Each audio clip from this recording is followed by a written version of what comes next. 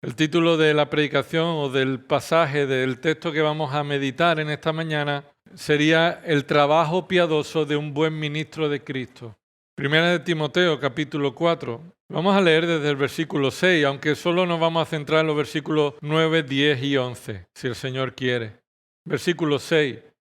A señalar estas cosas a los hermanos, serás un buen ministro de Cristo Jesús, nutrido con las palabras de la fe y de la buena doctrina que has seguido. Pero nada tengas que ver con las fábulas profanas propias de viejas. Más bien, disciplínate a ti mismo para la piedad, porque el ejercicio físico aprovecha poco, pero la piedad es provechosa para todo, pues tiene promesa para la vida presente y también para la futura.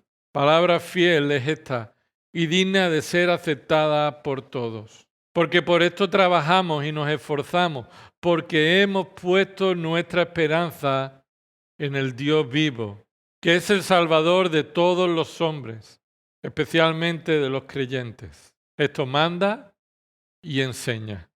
Una de las cosas más importantes a la hora de realizar un trabajo o una tarea encomendada es no desanimarse. El desánimo es el comienzo de abandonar un trabajo, abandonar una tarea. Escuchamos que los cuerpos y fuerzas de seguridad en estos días pasados, en estas semanas pasadas, han estado buscando el cuerpo de 2 niñas desaparecidas en Canarias, ¿recordáis? Se ha sabido por los informativos que aquellos que estaban en un buque sondeando el fondo marino estuvieron tanto tiempo buscando que llegó un momento en que por falta de resultado pensaron abandonar la búsqueda. De alguna manera estaban desanimados con esa tarea. Pero algo sucedió y cambió ese desánimo. Por lo visto encontraron una bombona de submarinismo que parecía ser del padre y algunos otros restos que de nuevo levantaron el ánimo y de nuevo llevaron a esta tripulación a seguir buscando y persistir en la tarea. Y esto es cierto también en muchos momentos de nuestra vida cristiana. Todos hemos abandonado o nos hemos visto tentados a dedicarnos a bajar nuestro esfuerzo en el trabajo y la tarea que el Señor nos ha encomendado. Pero el desánimo no aparece solo. No es el desánimo lo que hace que uno esté tentado a abandonar el trabajo, y recuerda que en los versículos anteriores es disciplinarse, ejercitarse, hacer la gimnasia espiritual hacia la piedad, la obediencia a la palabra en la vida personal, desde un corazón transformado. No es el desánimo el que nos lleva a la pereza o a la desobediencia rebelde o al orgullo, etc. En realidad, el desánimo no es el origen real por el que abandonamos nuestro trabajo y esfuerzo, sino que existe una verdad más profunda que tiene que ver con la esperanza en el resultado. Tú te desanimas porque no tienes esperanza. Nos desanimamos en nuestra tarea porque nuestra esperanza en los resultados no es una esperanza fiel, segura. Desconfiamos que lo que estamos haciendo sea lo correcto o tenga un resultado que merezca la pena. Un corredor que sabe que es imposible ganar porque ya su contrincante llegó a la meta, ese corredor está tentado a abandonar la carrera, no esforzarse ya. No esforzarse porque sabe que no va a ganar. Los que buscaban con este robot marino a estas pequeñas desaparecidas estaban desanimados. Pero estaban desanimados por la falta de resultados en la tarea. Y hemos dicho que esto también sucede en nuestra vida espiritual. Pero cuando vieron esos nuevos restos, sintieron ánimo porque tenían esperanza. Y no aprendemos nada de ese ejemplo, es solamente una ilustración, sino que vemos que la palabra de Dios nos muestra que en la vida cristiana el ánimo tiene mucho que ver con nuestra esperanza. Y la manera en la que vivimos la vida cristiana en fidelidad a la palabra y enfrentando los momentos difíciles tiene que ver con dónde tenemos puesta nuestra esperanza. El ánimo por mantenernos en el esfuerzo necesario, en el trabajo espiritual o en la tarea encomendada, tiene su origen en la esperanza que tenemos en los resultados de dicho trabajo. Y esto es cierto Como hemos dicho, no por nuestra experiencia, sino por lo que la palabra de Dios dice, que nos enseña sobre la necesidad de estar animados para realizar la tarea encomendada con ánimo, en dependencia de dónde tenemos puesta nuestra esperanza. Así que la principal razón de por qué debemos trabajar en las tareas encomendadas es por la autoridad de Dios. Esto tendría que ser suficiente. Es decir, si Dios dice, haz esto, no necesita ánimo para hacerlo. No necesita razones para hacerlo. Lo dice Dios y en su autoridad, Él manda, tiene toda autoridad sobre todo lo creado. Y si no obedecemos a la autoridad de Dios, entonces estamos pecando. No necesitamos más razones. Es como cuando un padre le dice a un hijo, le encomienda algo o le dice que no haga algo y el hijo responde, ¿por qué? En realidad, el hijo debería obedecer sin necesidad de razones. Y no está mal que el padre diga, porque yo te lo digo, porque yo te lo digo. No necesitas saber más. Pero en nuestro deseo de obedecer a Dios, en la constancia del trabajo piadoso, nos vemos afectados por el desánimo. Y como Dios es misericordioso y por su gracia, Él provee en su palabra todo lo necesario para la vida y la piedad, además de que Él tiene la autoridad y debemos obedecerle, Él también nos da las razones y las motivaciones para que cuando estamos desanimados, busquemos cuál es la razón de nuestro desánimo y probablemente en este contexto y en muchos momentos de nuestra vida es nuestra esperanza. Tenemos puesta muchas veces la esperanza en algo inapropiado o en alguien de manera inapropiada. Un liderazgo que abandona su trabajo de disciplinarse a sí mismo para la piedad, escucha esto, un liderazgo que abandona su trabajo de disciplinarse a sí mismo para la piedad, llevará a la iglesia local a la desobediencia y el desánimo. Es lo que Pablo le está diciendo, disciplínate a ti mismo para la piedad. Y esto es fundamental para un liderazgo piadoso, para ser delante de Dios identificado como un buen ministro. En nuestra vida piadosa nos vemos también afectados por el desánimo y los pastores también. Y los pastores también. Los pastores no son Superman, ni son hombres que han llegado a tal posición o a tal situación en su vida que parecen aislados de toda dificultad o de toda lucha. En este pasaje, 1 de Timoteo, capítulo 4, versículos del 9 al 11, vamos a observar y nos enseña este texto que el trabajo encomendado por Dios debe ser realizado con la esperanza solo puesta en Dios. Y esto se extrapola a todo el resto de la vida. Si en algo tan importante como el ministerio pastoral, el pastor necesita tener puesta la esperanza en que los resultados solo dependen de Dios, eso también es cierto en cada cosa de tu vida, en cada situación de tu vida. Así que si estás desanimado o cuando venga el desánimo, recuerda en quién has puesto tu esperanza. ¿En qué has puesto tu esperanza? En muchas ocasiones sabemos lo que tenemos que hacer, pero nos desanimamos a la hora de hacerlo. Lo hemos leído en Romanos 7, ¿verdad? Yo sé lo que quiero hacer, pero eso es precisamente lo que no hago. Y cada uno de nosotros nos vemos identificados de esta forma. Después de haber aprendido la importancia del ejercicio, la gimnasia espiritual para la piedad, ahora llega un punto lógico en el razonamiento. Va a haber momentos en que te vas a cansar, vas a decaer en la gimnasia. Como decíamos el domingo pasado, una semana estuve yo apuntado al gimnasio, una semana nada más.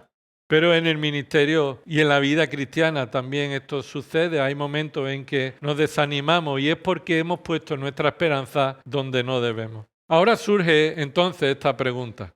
¿Por qué me desanimo tanto en la tarea espiritual? ¿Por qué me desanimo tanto en el examen personal? ¿Por qué me desanimo tanto en la disciplina de la piedad? ¿Cómo puedo recuperar el ánimo para perseverar en la tarea y glorificar a Dios con una vida piadosa? ¿Qué debo saber por la palabra de Dios para crecer en la tarea que Él nos ha encomendado? Y hermano, este es el caso de Timoteo. Timoteo es un joven y probablemente podríamos decir que como todos los jóvenes, inconstante. Pero Timoteo además está desanimado. Recuerda lo que le dijo Pablo en el capítulo 1. Recuerda que Timoteo está en Éfeso con una tarea encomendada y dice el versículo 3, como te rogué al partir para Macedonia que te quedaras en Éfeso. Así que Pablo está con Timoteo en Éfeso y Pablo se va a Macedonia y le dice, esta es tu tarea, Timoteo, quédate aquí. Y quédate aquí para algo, dice el versículo 3, para que instruyeras a algunos que no enseñaran doctrinas extrañas, ni prestaran atención a mitos y genealogías interminables. Estos son las fábulas judías, la tradición judía, lo que da lugar a discusiones inútiles en vez de hacer avanzar el plan de Dios que es por fe. Recuerda esa última frase, así te encargo ahora. Ese énfasis de este recordatorio en la primera parte de la carta, lo que nos está mostrando es que Pablo le está diciendo a Timoteo que se quede allí en Éfeso para continuar la tarea que le encomendó al irse.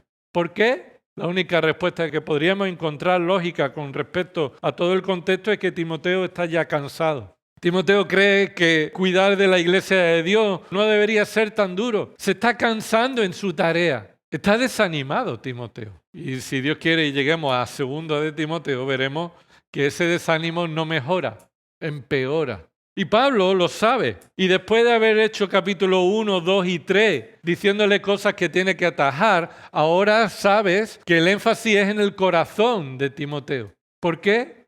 Porque la tarea debe ser realizada en base a la verdad de Dios, pero también debe mantenerse puesto la esperanza solo en Dios. Y Timoteo ha dejado de poner su esperanza en Dios. Yo te pregunto, ¿tú en quién tienes puesta la esperanza? ¿Has perdido tu esperanza o tienes tu esperanza en Dios para algunas cosas? Cuando hay un tema de trabajo, de dinero, de enfermedad, ¿tienes puesta tu esperanza en Dios en eso, pero en el resto del día no?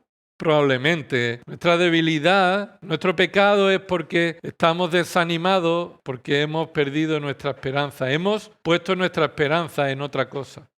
Antes de continuar, debo recordar que si esta enseñanza es necesaria para los pastores de manera ineludible, porque aquí el contexto está hablando hacia ministros de Cristo, entonces también lo será para tu vida. Y tú dirás, bueno, pero yo no soy pastor y creo que nunca lo seré. Bueno, el Señor sabe lo que quiere hacer contigo, pero tú eres un creyente llamado a buscar la gloria de Dios, glorificar a Dios. Y los principios que son aplicables para un pastor son también aplicables para ti. Dios no tiene un plan para el pastor diferente que para ti en cuanto a tu santificación. Para el pastor es imprescindible que en el cuidado de la iglesia se discipline a sí mismo y ponga observancia obligatoriamente en cuestiones concretas. Pero ¿y qué de ti? Es lo mismo que aprendemos para los pastores lo que el creyente debe aprender para sí mismo. Y eso mismo aprendemos cuando leemos el libro de Job. Y aprenderás verdades espirituales aunque no haya sufrido como Job. ¿Qué tenemos? ¿Que pasar lo que Job pasó para poder aplicar esas verdades a nuestra vida? ¿No? Ahora, si con todo el sufrimiento que Dios permitió en la vida de Job, hay principios espirituales que Job aprendió y Dios le enseñó, son las mismas para cuando a ti te pasa una enfermedad o cuando a ti te pasa cualquier otra situación, que para ti es una gran prueba. Así que no necesitamos experimentar lo mismo para aprender verdades y aplicarlas a nuestra vida. Y esto es lo que, hermanos, en esta mañana el Señor quiere que hagamos. La Biblia enseña a los pastores, los ministros de Cristo, también son verdades para ti. Y son verdades que debes estar orando porque el Señor produzca y mantenga en el liderazgo. Así que entremos en el texto. En primer lugar, para trabajar sin desánimo en la vida piadosa necesitamos aprender las verdades reveladas de la palabra de Dios y no en base a la experiencia. ¿Y qué nos enseña la palabra de Dios? Lo dividimos en 3 partes, estos 3 versículos. En primer lugar, versículo 10, el trabajo piadoso pastoral. En segundo lugar, el motivo piadoso del trabajo pastoral. ¿Por qué lo hacemos? Porque el trabajo pastoral se realiza. Versículo 11, el mandato definitivo sobre el trabajo piadoso pastoral. ¿Cómo es el trabajo piadoso de un ministro de Cristo? En primer lugar, Cristo nos da esta enseñanza bíblica de que el pastor primordialmente ha sido llamado a proteger y fortalecer el rebaño de Dios. Proteger y fortalecer el rebaño de Dios. Esto podría llamarse de alguna manera el cuidado general, que implica alimentar al rebaño, proteger al rebaño, fortalecer el rebaño, es decir, cuidar del rebaño. Versículo 10, observa lo que dice. Porque por esto trabajamos y nos esforzamos. Y paramos ahí un momento. Por esto trabajamos y nos esforzamos. Recuerda que el versículo 9 es un versículo bisagra, ¿verdad? Es decir, un versículo que tiene tanto que ver con lo dicho anterior como lo dicho posteriormente. Ahora, el versículo 10, aunque empieza diciendo porque por esto trabajamos, la razón de por qué trabajamos se expondrá más adelante en el versículo. No es lo dicho anteriormente, sino lo que más adelante se expondrá en el versículo. Por eso vamos a dejar el versículo 9 un poco ahí, para relacionarlo más adelante. Pablo continúa animando a Timoteo para el cumplimiento del trabajo de un ministro de Cristo. Y observa que los que realizan este trabajo, aquí específicamente se refiere a Pablo y Timoteo. Es decir, el verbo trabajamos, obsérvalo ahí, trabajamos, corresponde a la primera persona del plural. Nosotros trabajamos. Es decir, ese nosotros, aunque cabe la posibilidad que se refiera a todos los creyentes y en su aplicación se puede extender a todos los creyentes, en este pasaje específico se refiere al protagonista del pasaje. Y yo te pregunto, ¿quién es el protagonista del pasaje? El protagonista del pasaje está en el versículo 6. Obsérvalo. Al señalar esta cosa a los hermanos, serás un buen ministro de Cristo Jesús. Ese es el protagonista de este párrafo. El ministro de Cristo Jesús es de quien estamos hablando y su tarea a realizar. Y su énfasis en su tarea para cuidar de la iglesia. Pero el trabajo que realiza no significa una simple tarea, sino un trabajo arduo, agotador. Observa y apunta esa palabra, versículo 10, por esto trabajamos. Esa palabra trabajamos no es una simple tarea, es un trabajo agotador, arduo, un trabajo que te deja exhausto, que requiere todo tu esfuerzo posible. En Lucas capítulo 5, versículo 5, es lo mismo que se utiliza allí, cuando están trabajando los discípulos y han pasado toda la noche pescando. Y se utiliza esa palabra ahí, trabajar toda la noche pescando. Ese es un trabajo que te deja ¿cómo? Es decir, un trabajo que te lleva a poner todo tu esfuerzo.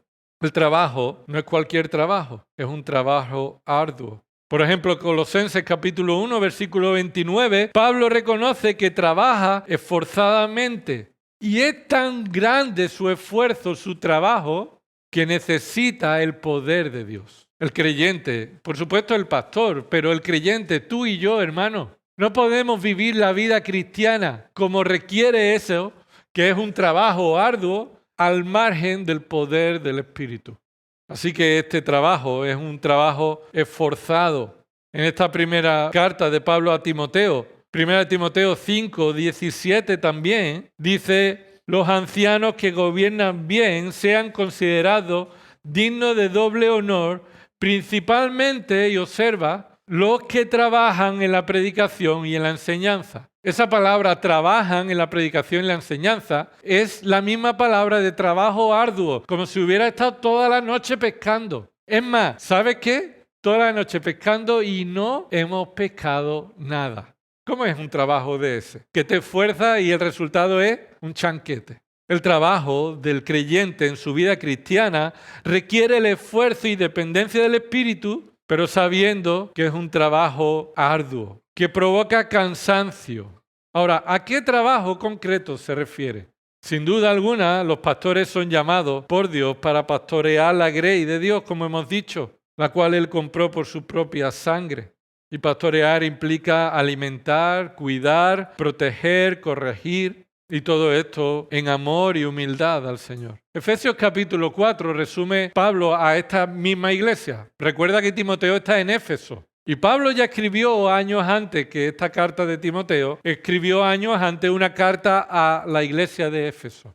Y en el capítulo 4, versículo 12, Pablo habla que Cristo instituyó él mismo que algunos fueran apóstoles, otros profetas, otros evangelistas y dice al final, otros pastores y maestros. Y continúa diciendo, ¿para qué? Versículo 12, a fin de capacitar a los santos para la obra del ministerio, para la edificación del cuerpo de Cristo. Necesita la iglesia de Dios ser edificada. ¿Quién edifica la iglesia? Cristo edifica su iglesia. Ahora, ¿por medio de qué? Por medio de su palabra predicada y enseñada por los pastores que Dios ha puesto para cuidar la iglesia. Y esta es la tarea que deben hacer los pastores. Como hemos leído en 1 Timoteo 5:17, los ancianos que trabajan ¿en qué? En la predicación y la enseñanza. Y eso es un trabajo arduo, Pero el trabajo concreto que Pablo se refiere aquí es un poco más específico. Estamos hablando de cosas generales. Cuidar la iglesia, capacitar a los santos, enseñar. Pero aquí observa y recuerda que hemos ya leído en los versículos anteriores, desde el versículo 6, que el trabajo que debe hacer el buen ministro de Cristo, versículo 6, es señala estas cosas a los hermanos. Así que esta es una tarea ardua.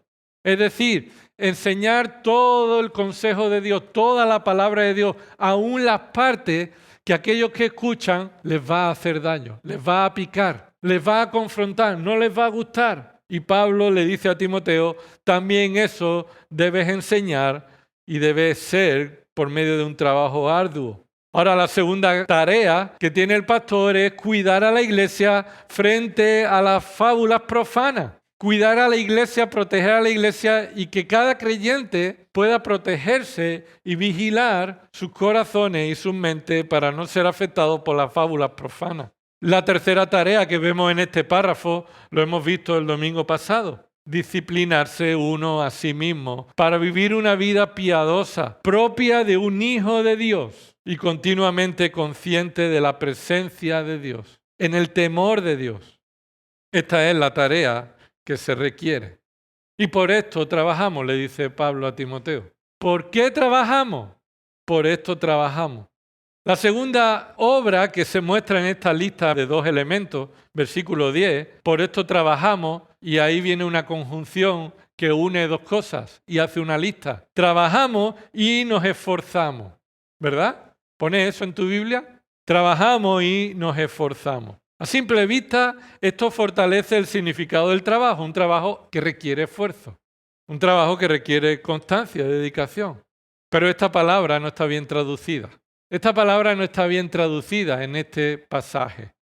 La palabra que aquí se traduce nos esforzamos da un sentido de acción activa que nosotros también realizamos. Nosotros trabajamos, nosotros nos esforzamos.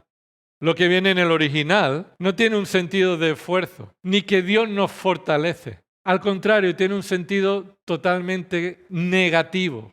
Pablo le está diciendo a Timoteo, por esto trabajamos, y eso es algo que debemos hacer, pero Pablo añade una condición del trabajo que no ayuda, que es contraria a ese trabajo, que se opone al trabajo y muestra la condición de ese trabajo. Lo que dice en el original debería ser traducido así. Por eso trabajamos siendo insultados. Por eso trabajamos siendo injuriados. Por eso trabajamos siendo vituperados. Esa palabra, nos esforzamos, no está bien traducida.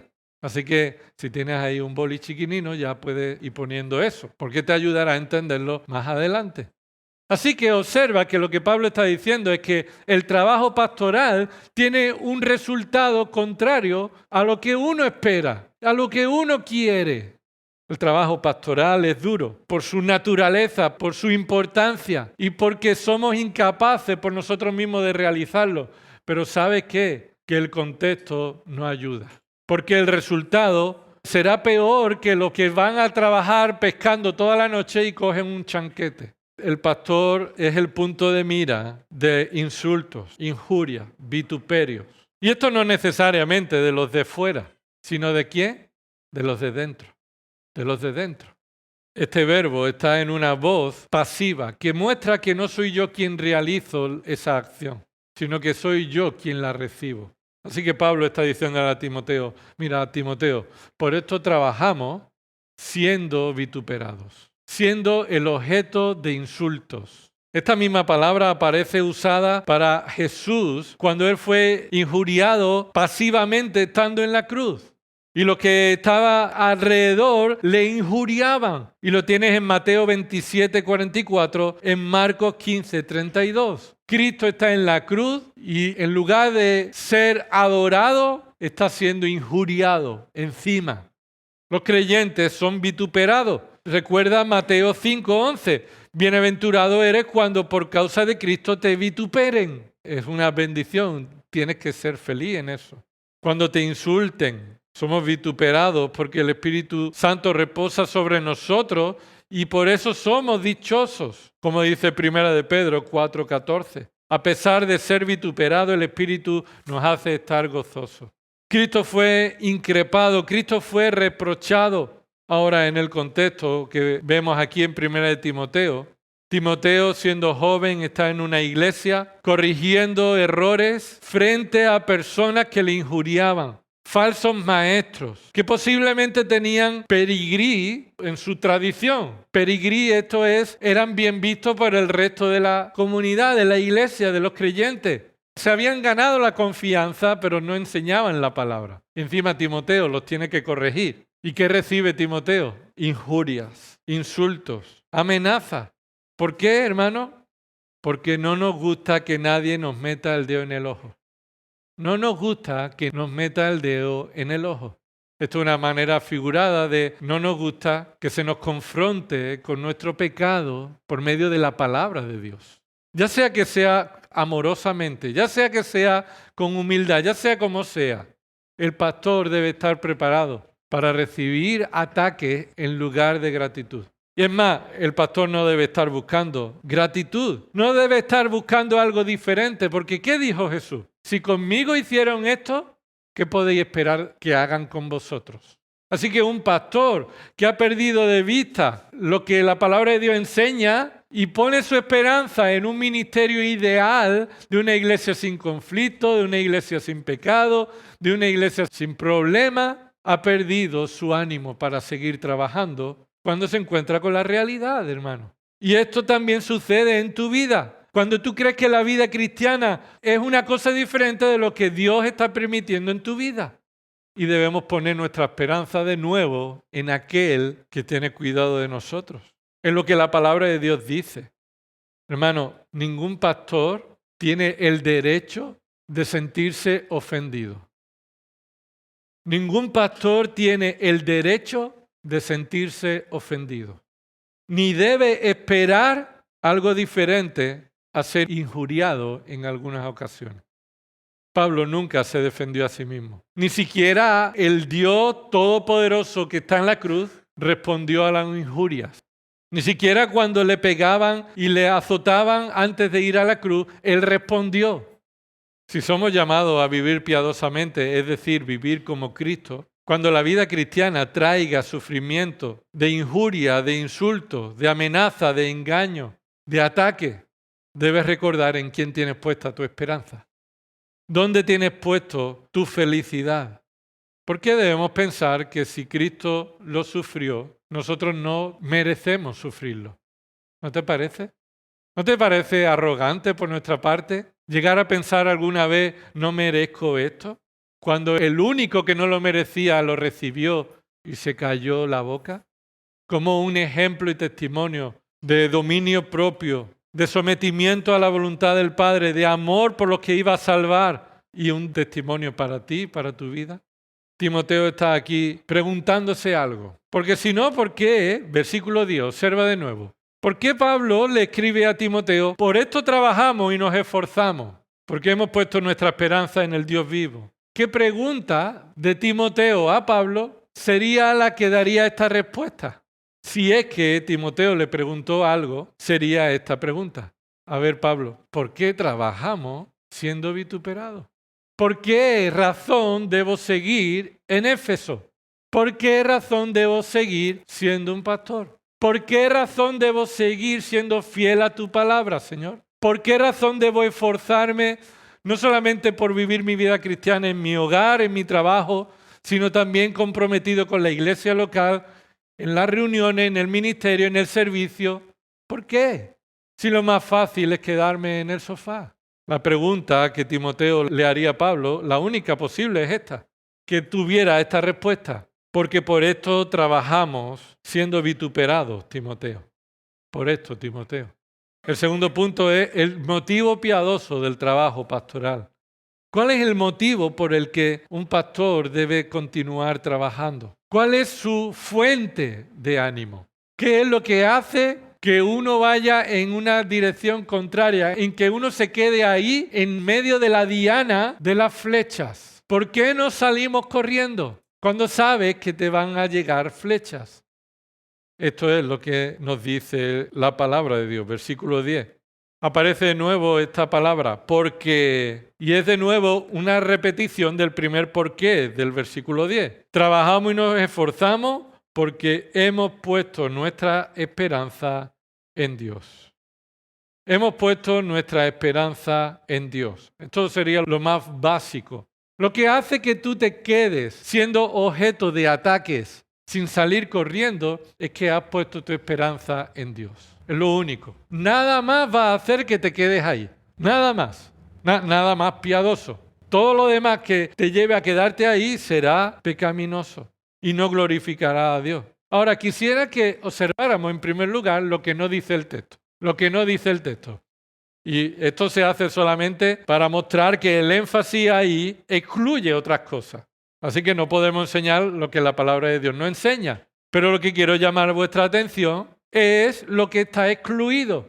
Observa el versículo 10. Porque por esto trabajamos siendo vituperados. Porque hemos puesto nuestra esperanza en Dios. Y no dice, hemos puesto nuestra esperanza en nosotros mismos.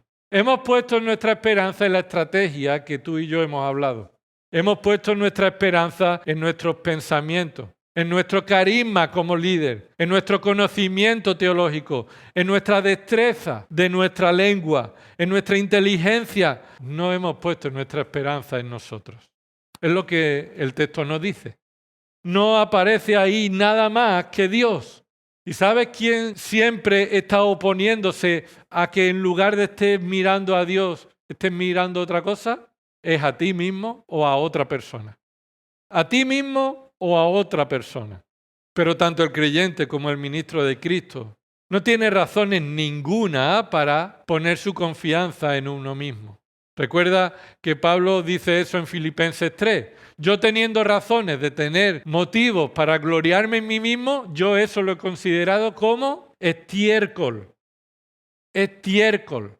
No tengo razones. Y escribe Pablo ahí en 1 Corintios capítulo 4, versículo 7. Le está diciendo a alguien que está poniendo su esperanza en sí mismo. Pero vamos a ver. Bueno, vamos a ver, no pone ahí. Pero dice Pablo, porque ¿qué te distingue? Es decir, ¿qué tienes tú diferente a otro? ¿Qué tienes que no recibiste?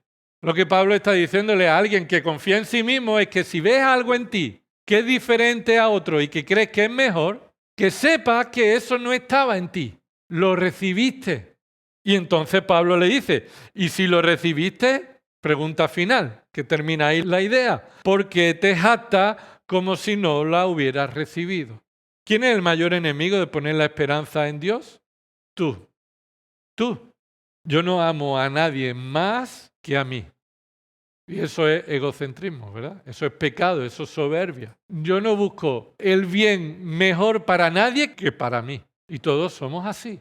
Y eso es lo que Dios está llamado a cambiar en la vida del creyente. Amar a Dios con todo tu corazón, con toda tu alma, con toda tu mente y todas tus fuerzas. ¿Y a quién más? Y a tu prójimo como te amas a ti mismo. Así que lo que está diciendo Dios es que asumimos que nos amamos, pero debemos amar a Dios por encima de todo y al prójimo como a nosotros mismos.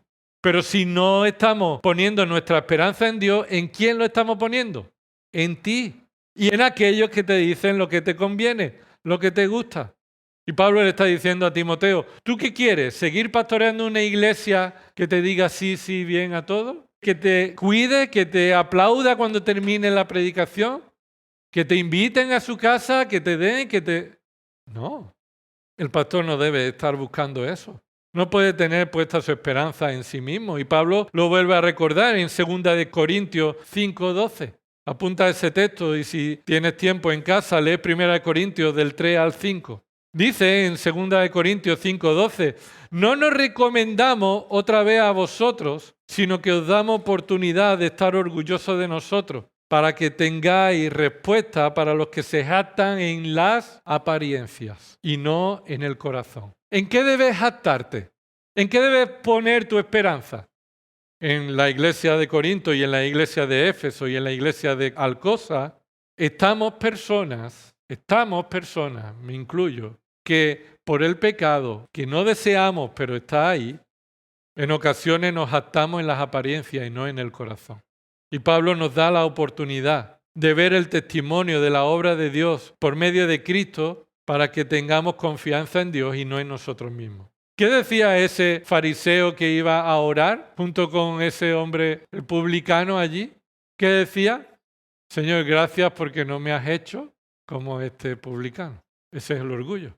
Señor, gracias porque no me has hecho como ese hombre que ha matado a sus 2 hijas. Y el viernes Gersón, de una manera resumida pero muy clara y bíblica, nos muestra que lo que ese hombre hizo es fruto de la maldad que también está en mi vida. También está en mi vida. 2 Corintios 3, versículo 4. Dice, y esta esperanza tenemos. Esta esperanza tenemos hacia Dios por medio de Cristo. Observa esa frase. Esta esperanza tenemos hacia Dios por medio de Cristo. Es decir, nuestra esperanza está dirigida hacia Él. Hemos puesto nuestra esperanza en Él, pero el medio, el canal por el cual nuestra esperanza es puesta es por medio de Cristo. Versículo 5. No que seamos suficientes en nosotros mismos para pensar que cosa alguna procede de nosotros, sino que nuestra suficiencia es de Dios. Es decir, si continuamos en la carrera de la vida cristiana, no es porque seamos fuertes, sino porque nuestra suficiencia está en Dios, nuestra dependencia, nuestra esperanza está puesta en Él. ¿Qué tienes tú en tu vida cristiana? ¿Que presentarme o presentar a alguien para demostrar algún mérito tuyo? Ninguna. Ninguna. Si eres capaz de decirme, mira, esto, Pablo te está llamando a que consideres que eso ha sido dado por Dios, por medio de Cristo. Versículo 6, el cual también nos hizo suficiente como ministros de un nuevo pacto, no de la letra, sino del Espíritu, porque la letra mata. Es decir, querer alcanzar la suficiencia cumpliendo la letra, la ley, la letra de la ley de Moisés, eso mata, no trae ningún efecto. Pero el Espíritu vivifica, da vida. Versículo 7, y si el ministerio de muerte grabado con letra de piedra fue con gloria, de tal manera que los hijos de Israel no podían fijar la vista en el rostro de Moisés por causa de la gloria de su rostro que se desvanecía, ¿cómo no será aún más gloria el ministerio del Espíritu? ¿Cuál ministerio del Espíritu? La que tenemos puesta todos los creyentes, la esperanza en Dios por medio de Cristo, ser transformados en la imagen de Cristo, reconociendo que somos insuficientes por nosotros mismos. Versículo 9. Porque si el ministerio de condenación tiene gloria, mucho más en gloria el ministerio de justicia. El ministerio de justicia es el ministerio de la predicación del Evangelio, de la justicia de Cristo, la única que te hace poder estar delante de Dios reconciliado. Versículo 10, pues en verdad lo que tenía gloria, en este caso no tiene gloria por razón de la gloria que lo sobrepasa. Es decir, Moisés tenía gloria, tenía una gloria que se desvanecía y pusieron la gloria en Moisés, pusieron la mirada en Moisés. Y dice, pero Moisés tenía una gloria desvanecida y una gloria lo supera a él. Es la gloria de Dios por medio de Cristo.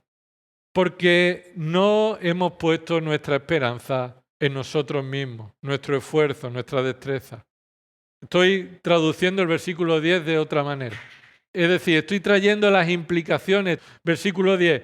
Sí hemos puesto nuestra esperanza en Dios, pero eso implica que no hemos puesto nuestra esperanza en nosotros mismos. No hemos puesto nuestra esperanza en la sabiduría de los hombres, en sus planteamientos, en sus opiniones, en sus respuestas necias. Porque no tenemos puesta nuestra esperanza en las tradiciones de los hombres, en las experiencias subjetivas, aun cuando estas vienen de instituciones o de iglesias evangélicas, de historia.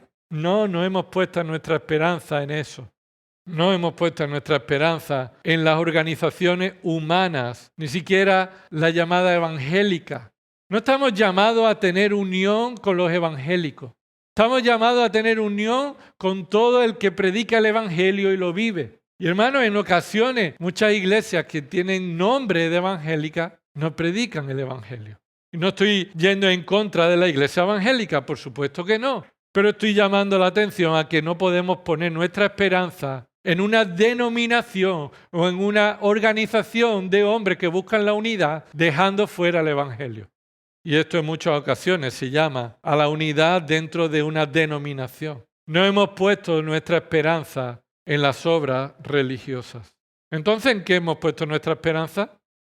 Trabajamos dispuestos a sufrir el ataque porque solo hemos puesto nuestra esperanza en Dios. Ni siquiera hemos puesto nuestra esperanza en aquellos a los que estamos cuidando. Yo no puedo cambiar tu corazón, hermano. Yo no soy llamado a cambiar tu corazón. Yo no puedo hacer nada para que tú dejes tu pecado. Es más, yo no puedo hacer nada por mí mismo para dejar mi pecado. Necesito la dependencia del Señor, la obra del Espíritu en mi corazón. Y por medio de su palabra es que Dios obra eso. Yo soy llamado a predicar la palabra. En el poder del Espíritu, es decir, en dependencia del Espíritu para trabajar en entender qué significa. Para no darte mi opinión, para darte lo que Dios ha querido revelar. Y en dependencia del Espíritu para esperar que el Señor obre en los corazones de la congregación. Pero no tengo puesta mi esperanza en una congregación. No podemos poner nuestra esperanza en un grupo de personas, hermanos. Tenemos que poner nuestra esperanza en Dios que esté obrando en nosotros, no en nosotros. No podemos poner la esperanza en nosotros, sino en aquel que puede cambiar tu corazón. Y el que está a tu lado, y el que está 2 mesas más para atrás, el que está en esta habitación y los que no están en esta habitación. Tu esperanza debe estar puesta en Dios, porque nuestra piedad no es fruto de nuestro esfuerzo personal, sino que la piedad es fruto de la obra del Espíritu en tu corazón por medio de la palabra. Y sí, hermanos, debemos reconocer que hay cosas en nuestra vida que deben cambiar, pero que sepa que el origen del cambio no está en agradar al pastor. El origen del cambio no está en hacer algo que los demás puedan ver. El origen del cambio está en humillarte delante de tu Señor y reconocer que su muerte y su resurrección es lo que te ha reconciliado, te ha dado vida para vivir en la justicia. Señor, ayúdame. Necesito de ti. Cambia esto que hay en mi vida, que durante muchos años lo he tenido y lo he tolerado y lo he pintado de blanco. Pero, Señor, esto te deshonra. Esto ofende tu santidad. Necesitamos depender del Dios que es santo, como hemos leído en el Salmo 99. ¿Por qué debemos poner nuestra esperanza en Dios? En primer lugar, ponemos nuestra esperanza en Dios a pesar de los sufrimientos y confiando en las promesas. Esto es lo que dice el texto en este contexto. Míralo. Versículo 10. Hemos puesto nuestra esperanza en Dios. Ahora, ¿qué se nos ha dicho? ¿La esperanza en qué? Tú tienes la esperanza en una promesa. Bueno, y esto está muy cerca aquí, ¿verdad? Versículo 8. La piedad tiene promesa. Ejercitarte para la piedad tiene una promesa. ¿Y quién te ha dado la promesa? Versículo bisagra, versículo 9. Esa promesa es una promesa cierta, fiel, verdadera. Esa palabra fiel, logo fiel, mensaje fiel, verdadero, es un mensaje digno de ser aceptado por todos. Y recuerda que esto significa, es un mensaje creíble, confiable completamente. No por todas las personas, sino al completo, todas sus mensajes, toda su palabra. Entonces ponemos nuestra esperanza en la promesa y no en los frutos que queremos ver ahora. Vas a sufrir, hermano. Vas a sufrir. Tu vida cristiana no está ausente de sufrimiento. Y vas a sufrir y debes sufrir por el testimonio de Cristo, no por el mal. Dice Primera de Pedro, ¿qué bien hay en vosotros si sufrir por hacer el mal? Es lo que merecéis. Pero si haciendo el bien sufrís, entonces tenéis motivo de gloria. ¿Por qué? Porque así Cristo sufrió. Porque así Cristo sufrió. Esta es la esperanza que tenemos. No en que nos vayan bien, sino que tenemos nuestra esperanza en las promesas de Dios. En segundo lugar, nuestra esperanza está puesta en el trino Dios. Recuerda, Dios es uno en tres personas diferentes, siendo el mismo Dios. No hay tres dioses, hay un solo Dios, en tres personas diferentes, con tareas concretas diferentes, pero los tres dignos de la misma gloria, la misma santidad. ¿Quién es aquel en quien debes tener puesta tu esperanza, tu confianza? Primero, versículo 10, el Dios vivo. ¿Qué significa el Dios vivo? Significa que sin duda alguna es una expresión que refleja la actividad directa de Dios. ¿Qué significa Dios vivo? Dios vivo significa, en primer lugar, es el único. Eso oró Jesús en Juan 17. Y esta es la vida eterna, que te conozcan a ti, a Dios, el único Dios verdadero, el Dios vivo. Así que hay un solo Dios que está vivo, pero eso nos dice que Él está activo. Él está activo. ¿Recuerda lo que le dijo Elías a los profetas de Baal? Cuando estaban allí clamando y llevaban tantas horas, le decían, vuestro Dios no responde, a ver, porque a lo mejor se ha ido de viaje. Y sarcásticamente le dice, a lo mejor está dormido, grita más fuerte. Un Dios falso está muerto y lo demuestra porque no puede hacer nada. Lo contrario es cierto. El único Dios verdadero está vivo y eso significa que Él actúa. Entonces, ¿yo por qué sirvo al Señor? Aún sabiendo que he recibido, recibo y recibiré ataques injuriosos, porque sé y tengo mi esperanza en Dios que actúa, en el Dios que está actuando, que está controlando todo. Y tengo puesta mi confianza en Él. No me gusta, lo sufro, pero mi esperanza está en aquel que tiene el control, que vive y está cuidando todos los detalles de mi vida. En segundo lugar, el Dios que es el Salvador de todos los hombres. ¿Por qué dice esto aquí Pablo? ¿Porque todos los hombres en la historia son salvos? No, porque todos los hombres tienen un solo Salvador. No hay otra posibilidad. Porque todos los hombres sin distinción pueden ser salvos si Dios los salva. Porque no hay distinción. Y es lo que estaba sucediendo en Éfeso. ¿Quiénes son salvos según los judíos? Los judíos. Los judíos son salvos. Los gentiles no. Recuerda que no oraban los hombres por la salvación de todos los hombres.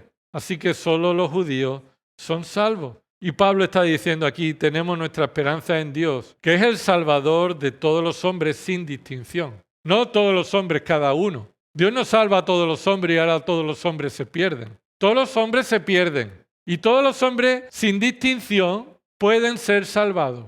¿Qué diferencia hay para que sean salvados? Tercera razón por la que hemos puesto nuestra esperanza en Dios. Porque Él es el Salvador de todos los hombres. Pero continúa la frase. Especialmente. Esa palabra es concretamente. Es el Salvador de los creyentes. Él es el Salvador exclusivo de los creyentes. En ocasiones los vituperios que le vienen al pastor vienen por medio de personas que parecen salvas pero no lo son. Y responden a la palabra de Dios ¿cómo? Atacando a aquel que le está hablando eso. Y no es que todo el que responda así no sea salvo. Puede ser que todos en un momento tengamos una pataleta. Puede ser. Pero lo que aquí Pablo está diciendo es que cuando tú trabajas y eres injuriado, pon tu esperanza en Dios, que Él sabe a quién va a salvar. Y la salvación está en las manos de Dios y no en tu mano. No puedes pretender salvar a nadie y no puedes pretender que todos sean salvos. ¿Serán salvos quién? Los que Dios quiera. ¿Y por quién empieza eso? Por el pastor. Disciplínate a ti mismo. Pablo decía, no vaya a ser que yo mismo quede desacreditado, quede desechado. Pablo llegaba a momentos en que él mismo tenía que disciplinarse a sí mismo y decir, oye, ¿tú estás en la fe, Pablo? Y el pastor no está lejos de esa pregunta, de esa prueba. Pero el resto de nosotros, cuando estamos trabajando para el Señor, estamos poniendo en práctica nuestra vida piadosa y somos injuriados, entonces debemos poner nuestra esperanza en el Dios que es el Dios vivo, que actúa el Dios salvador que no discrimina, que no hace que la salvación sea obra del hombre, sino que hace que Él salve a los que Él ha elegido soberanamente. Terminamos este pasaje.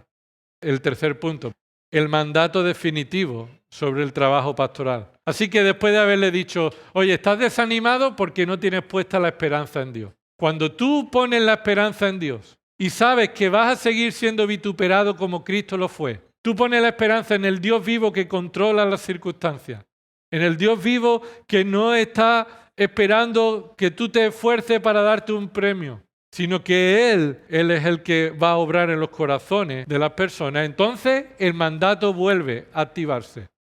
Versículo 11, versículo corto. Esto manda y enseña.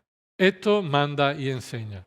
La pregunta es, ¿el qué? ¿Qué debo mandar y enseñar? Bueno, lo más inmediato es que todos pongamos nuestra esperanza en Dios.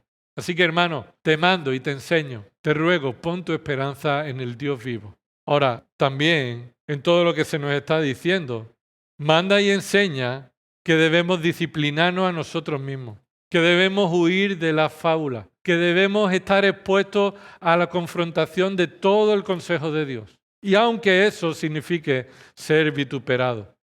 Así que, hermano, pon tu esperanza en Dios para tu santificación.